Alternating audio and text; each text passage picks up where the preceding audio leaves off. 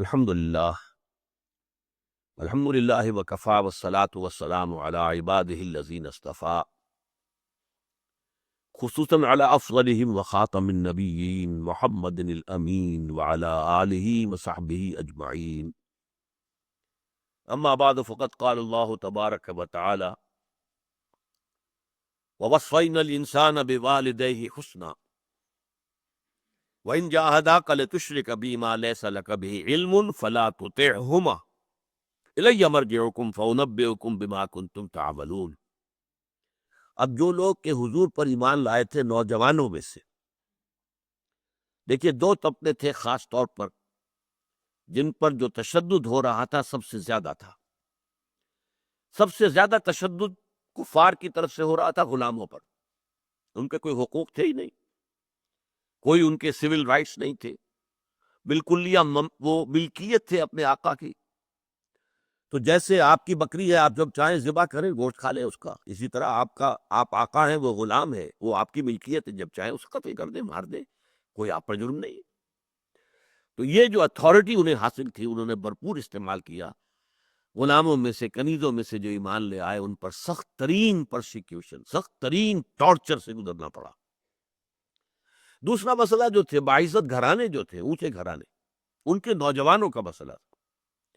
وہ ایمان لے آئے تو والدین کی طرف سے تشدد ہے۔ والدین کو تو حق حاصل ہے کہ اپنی اولاد کے اوپر تشدد کرے، کوئی ہاتھ نہیں روک سکتا، میرا بیٹا ہے بھائی، میں جو کچھ کر رہا ہوں، تو کون بیچ میں بولنے والے۔ یہ جو نوجوانوں کا طبقہ تھا اس میں ایک تشدد تو یہ بھی تھا کہ انہیں بھوکا رکھا گیا اور زنجیروں میں جکڑ کر گھروں میں باندھ کر ڈال دیا گیا، نہ کچھ کھانے کو نہ پینے کو، تاکہ ان کے 14 طبق روشن ہو جائے۔ اور یہ سارا جو ان کے دماغ کے اندر فطور آ گیا ہے کہ ہمارے تمام آباء و اجداد کے کا جو مذہب تھا، دین تھا، وہ باطل تھا، غلط تھا، تو ان کو دن میں تارے نظر آ جائیں اور یہ ٹھیک ہو جائے۔ تو ایک تو تعذیب تھی، پرسیکیوشن تھی، ایک اور تھا اخلاقی دباؤ۔ والدین مثلا کہہ بیٹھتے ہیں کہ اب ہم نہ کھائیں گے نہ پیئیں گے، اپنے آپ کو ہلاک کر لیں گے جب تک کہ فلاں ہمارا بیٹا جو ہے واپس اپنے آبائی دین میں نہیں آتا۔ اب ان نوجوانوں کے دلوں پہ کیا گزر رہی ہے آپ کو معلوم ہے۔ سعد ابن ابی وقاص رضی اللہ تعالی عنہ، ان کی والد فوت ہو چکے تھے، والدہ تھی، بڑی محنت سے پالا تھا، ناز و نعم میں پالا تھا۔ اب ماں کی شفقت، ماں کی محبت، اب یہ ایمان لے آیا، اور ماں نے قسم کھا لی کہ جب تک سعد اپنے باپ کے دین میں واپس نہیں آئے گا میں نے کھاؤں گی نہ پیوں گی۔ بھوک ہڑتال، مرن برت رکھ لیا۔ اب کیا بیت رہی ہوگی حضرت سعد کے دل پر۔ تو یہ جو ایک پرابلم تھا پریکٹیکل، ایک حق اللہ کا ہے، اس کے دین کا تقاضا ہے، اس میں کسی کو شریک نہیں کرنا ہے، اور ایک یہ ہے کہ والدین کا حق ہے، عقل کی روح سے بھی ہے، فطرت کی روح سے بھی ہے۔ یہ دونوں ٹکرا رہے ہیں آپس میں یہ حق، تو اب کیا کیا جائے؟ تو پریکٹیکل جواب یہ دیا گیا فَلَا تُطِعْهُمَا، اگر وہ تمہیں حکم دے کہ تم شریک ٹھہراؤ میرے ساتھ کسی ایسی ہستی کو جس کے لیے تمہارے پاس کوئی علم نہیں ہے۔ اس ضمن میں بھی قرآن مجید میں دو اسلوب آئے ہیں۔ ایک تو یہ ما لیس لک بہ علم، کوئی علمی بنیاد ہے اس بات کی کہ اللہ کے ساتھ کوئی شریک ہے؟ کوئی علمی بنیاد، کوئی عقلی بنیاد نہیں، کوئی منطقی بنیاد نہیں۔ اور ایک آتا ہے ما نزل اللہ بہا من سلطان، اللہ نے ان معبودوں کے لیے کوئی سند اتاری نہیں۔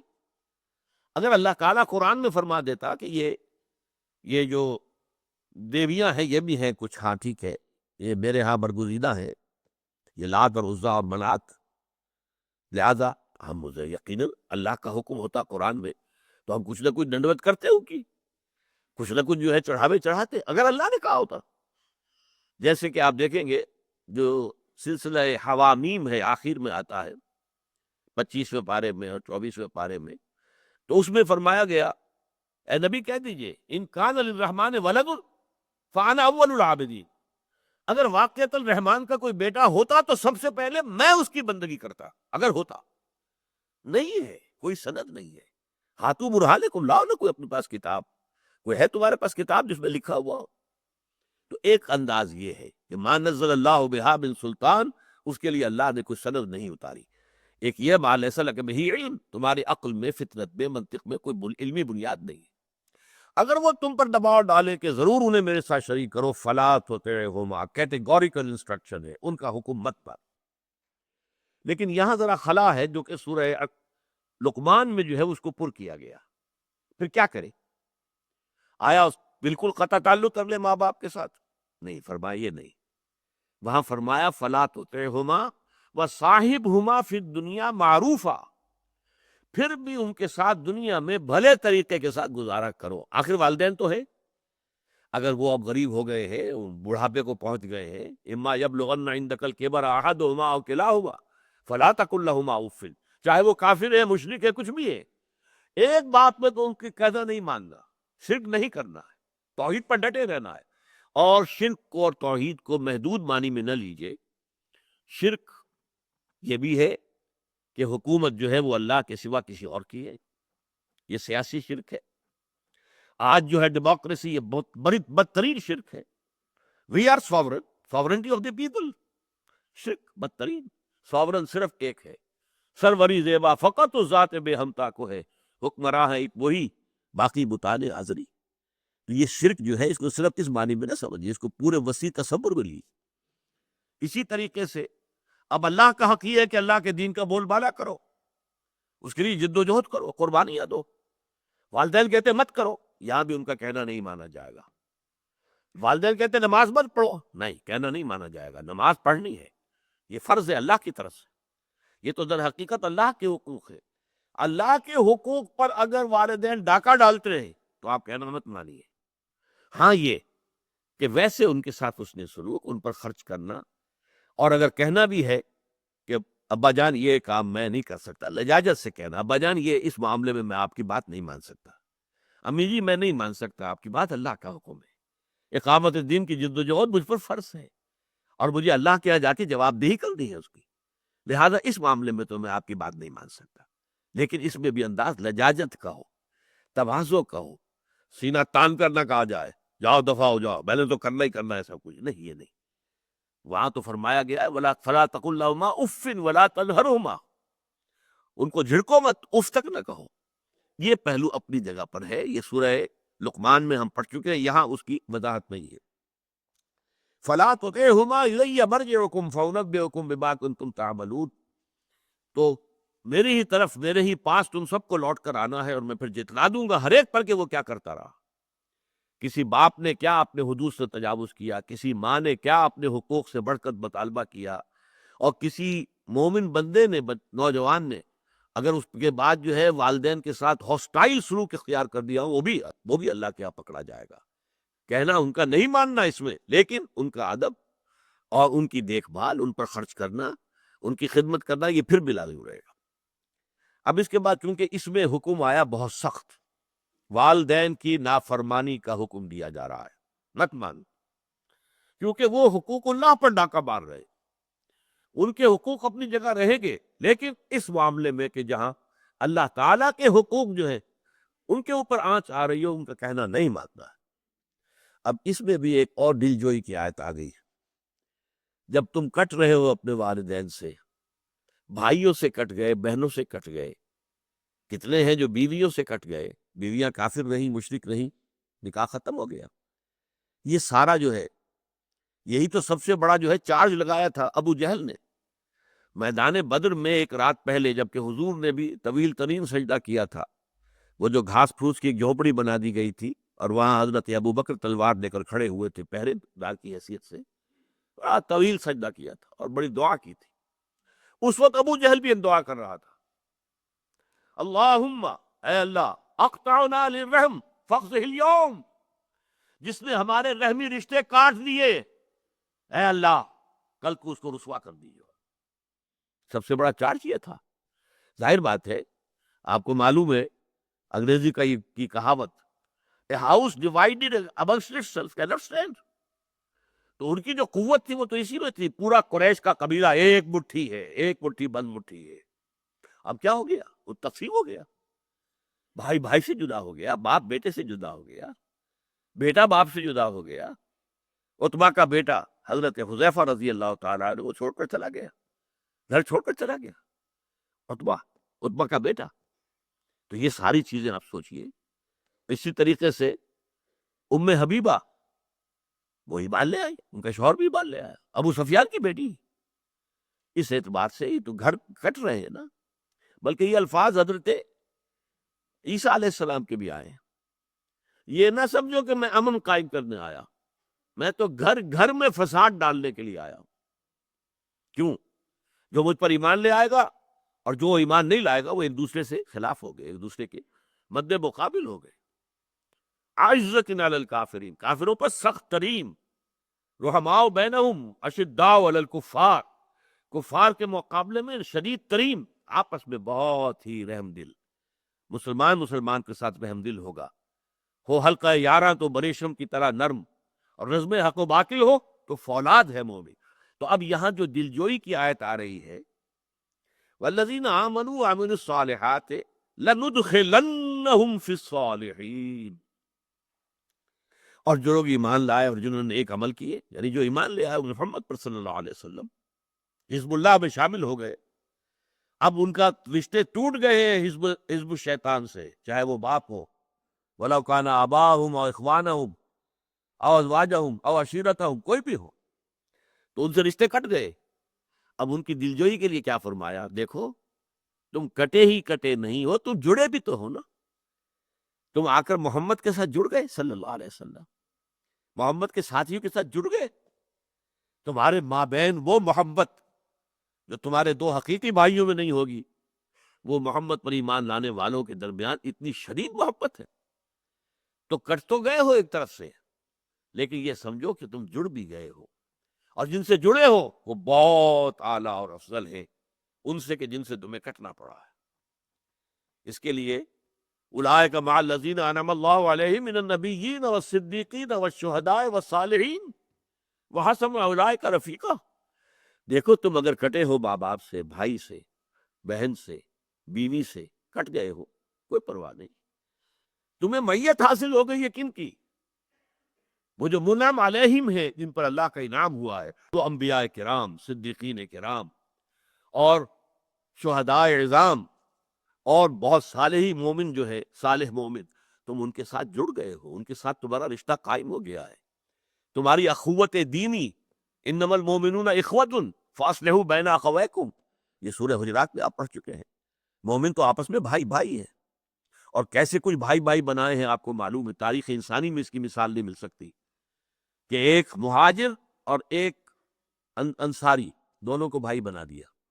یہ ہجرت کے بعد کا واقعہ بتا رہا، تاکہ یہ دو علیحدہ طبقے ہو کر تو ہو سکتا ہے کہ ان کے درمیان کہیں فرکشن شروع ہو جائے، بلکہ انہیں آپس میں گفت دو، لہذا حضور نے مواخات کرا دی، فلاں انصاری فلاں مہاجر بھائی۔ اور اس کے بعد ایسے ایسے واقعات ہوئے کہ ایک وہ انصاری اپنے بھائی کو لے گیا، بھائی میری یہ دکان ہے، دیکھو میں اس میں دیوار بیچ میں کھڑی کر دیتا ہوں، آدھی میری آدھی تمہاری۔ یا جا کر گھر دکھایا، بھائی میرا یہ گھر ہے، میں اس میں بھی تقسیم کر دیتا ہوں، یہ حصہ تمہارا یہ میرا۔ یہاں تک کہ ایک صحابی، ان کی دو بیویاں تھیں، وہ اپنے مہاجر بھائی کو لے کر گئے ہیں انصاری صحابی، اور کہا اس وقت تک پردہ تو تھا نہیں، گھر میں لے گئے، میری یہ دو بیویاں ہیں، میں یہ گوارا نہیں کر سکتا کہ میری دو بیویاں ہوں اور میرے بھائی کا گھر آباد نہ ہو جسے محمد نے میرا بھائی بنایا صلی اللہ علیہ وسلم، لہذا جو تمہیں پسند ہو ان دونوں میں سے اشارہ کر دو، میں اسے طلاق دے دوں گا، تو اسے شادی کر لینا۔ یہ مواخات تھی جو پیدا کی گئی، لہذا ان سے کہا جا رہا ہے کہ گھبراؤ نہیں۔ وَوَصَّيْنَا الْإِنسَانَ بِوَالِدَيْهِ حُسْنًا وَإِنْ جَاهَدَاكَ لِتُشْرِكَ بِي مَا لَيْسَ لَكَ بِهِ عِلْمٌ فَلَا تُطِعْهُمَا إِلَيَّ مَرْجِعُكُمْ فَأُنَبِّئُكُم بِمَا كُنتُمْ تَعْمَلُونَ وَالَّذِينَ آمَنُوا وَعَمِلُوا الصَّالِحَاتِ لَنُدْخِلَنَّهُمْ فِي الصَّالِحِينَ۔ وہی صیغہ لام مفتوح اور نون مشدد، یہ صیغہ جو ہے اس سورہ مبارکہ میں بہت مرتبہ آیا، آخر میں بھی آئے گا۔ آخری آیت یہ ہے، وَالَّذِينَ جَاهَدُوا فِينَا لَنَهْدِيَنَّهُمْ سُبُلَنَا، جو لوگ ہمارے راہ میں جہاد کریں گے ہم یقیناً ان کی رہنمائی کریں گے اپنے راستوں کی طرف، ان کو ہم چلائیں گے اپنے راستوں پر۔ اب اس کے بعد فرمایا وَمِنَ النَّاسِ مَن يَقُولُ آمَنَّا بِاللَّهِ فَإِذَا أُوذِيَ فِي اللَّهِ جَعَلَ فِتْنَةَ النَّاسِ كَعَذَابِ اللَّهِ وَلَئِن جَاءَ نَصْرٌ مِّن رَّبِّكَ لَيَقُولُنَّ إِنَّا كُنَّا مَعَكُمْ أَوَلَيْسَ اللَّهُ بِأَعْلَمَ بِمَا فِي صُدُورِ الْعَالَمِينَ وَلَيَعْلَمَنَّ اللَّهُ الَّذِينَ آمَنُوا وَلَيَعْلَمَنَّ الْمُنَافِقِينَ۔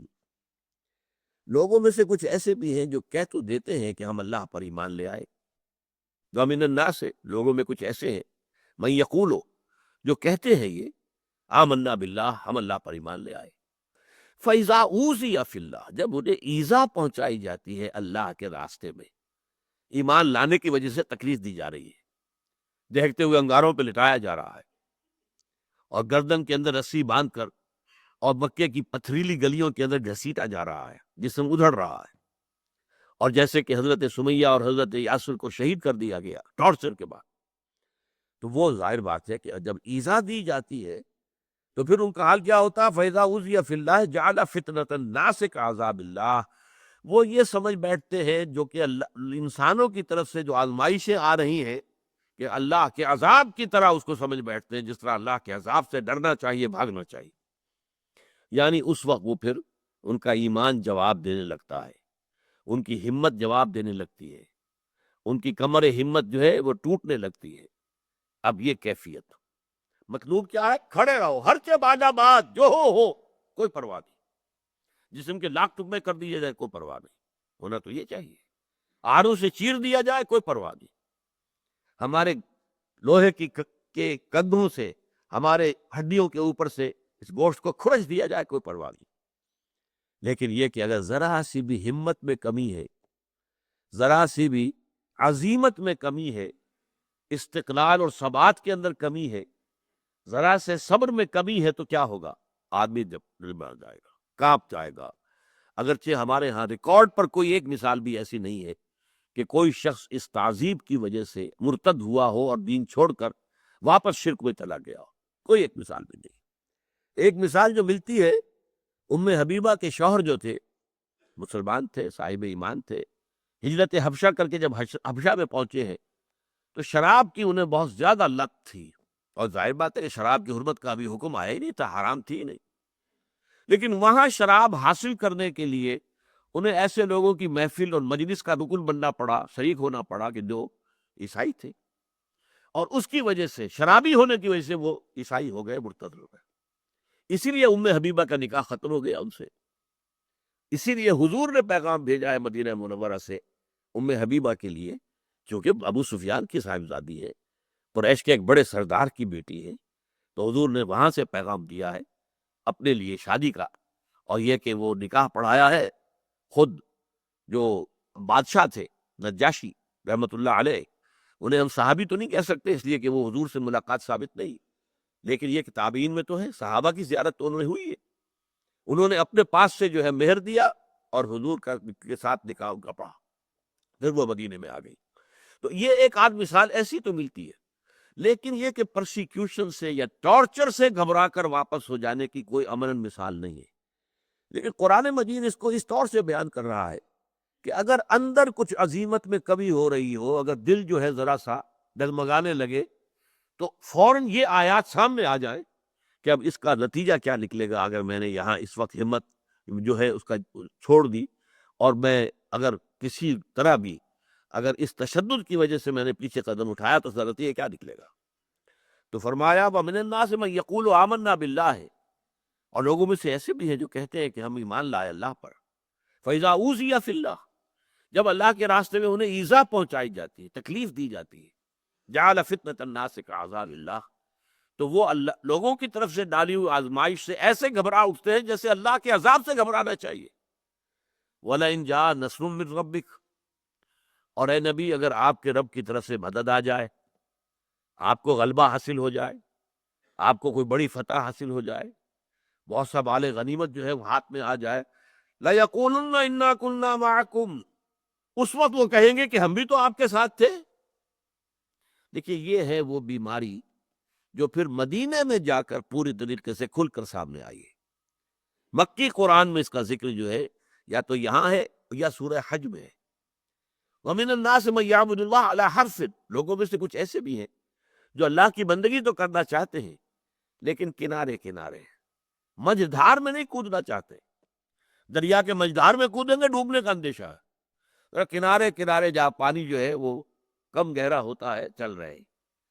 تو وَمِنَ النَّاسِ مَن يَعْبُدُ اللَّهَ عَلَى حَرْفٍ فَإِنْ أَصَابَهُ خَيْرٌ اطْمَأَنَّ بِهِ، اگر خیریت ہے، کوئی فائدے پہنچ رہے ہیں، کوئی مال غنیمت میں حصہ آ رہا ہے تو بڑے خوش ہیں. لیکن اگر ان پر کوئی فتنہ آ جائے تو وہ اس کے بعد بالکل اوندے منہ گر جاتے ہیں. ان اصابہ خیر اطمأن بہ وإن اصابتہ فتنۃ انقلب علی وجہہ، اگر فتنہ آزمائش آ گئی بڑی کوئی، اوندے منہ گر پڑتے ہیں. خسر الدنیا والآخرہ، یہ خسارہ ہے دنیا اور آخرت دونوں. تو سورہ حج کی وہ آیت اور سورہ عنکبوت کی یہ آیت، اور اس کے ساتھ اگلی آیت جو آ رہی ہے، جو میں ابھی پڑھیں گے، ابھی اس آیت کو مکمل کر لیں. وَمِنَ النَّاسِ مَن يَقُولُ آمَنَّا بِاللَّهِ فَإِذَا أُوذِيَ فِي اللَّهِ جَعَلَ فِتْنَةَ النَّاسِ كَعَذَابِ اللَّهِ وَلَئِن جَاءَ نَصْرٌ مِّن رَّبِّكَ لَيَقُولُنَّ إِنَّا كُنَّا مَعَكُمْ أَوَلَيْسَ اللَّهُ بِأَعْلَمَ بِمَا فِي صُدُورِ الْعَالَمِينَ. اب پہلا تبصرہ ان کے طرز عمل پر کیا ہے؟ کیا انہیں معلوم نہیں کہ اللہ خوب جانتا ہے کہ لوگوں کے سینوں میں کیا ہے؟ تم نے جھوٹ موٹ کی اب بات کر رہے ہو کہ ہم بھی ساتھ تھے. جب تکلیف کا وقت تھا تو تم پیچھے ہٹ گئے تھے، جب کہیں مقابلہ آ رہا ہے تو سب سے پیچھے، اگر کوئی مال آ گیا تو سب سے آگے.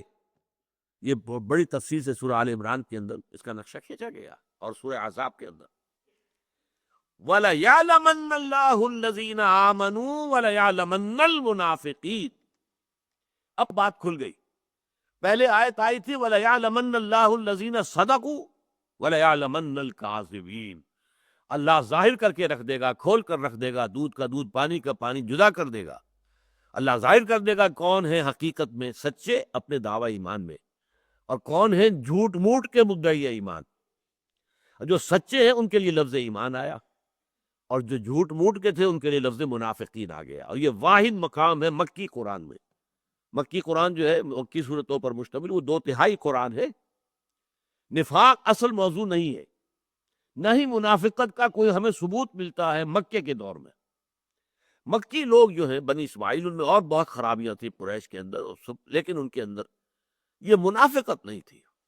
وہ دشمن تھے تو سامنے سے آ کے وار کرتے تھے. کوئی وہ جو ہے کوئی گھٹیا انداز اختیار نہیں کرتے تھے، کوئی کمینگی اختیار نہیں کرتے تھے. اور دوست بن گئے تو پھر جان دینے کو تیار ہو جائیں گے، کہ پھر وہ جو ہے اتنے جانثار ہوں گے، اپنی دوستی کا حق ادا کرنے کے لیے جان دینے کو تیار ہو جائیں گے. تو یہ چیز مکے میں نہیں تھی.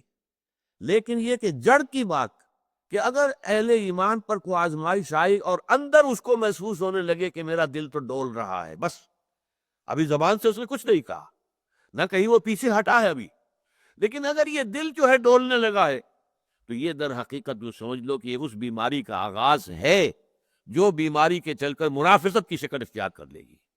اسی لیے فرمایا وَلَيَعْلَمَنَّ اللَّهُ الَّذِينَ آمَنُوا وَلَيَعْلَمَنَّ الْمُنَافِقِينَ.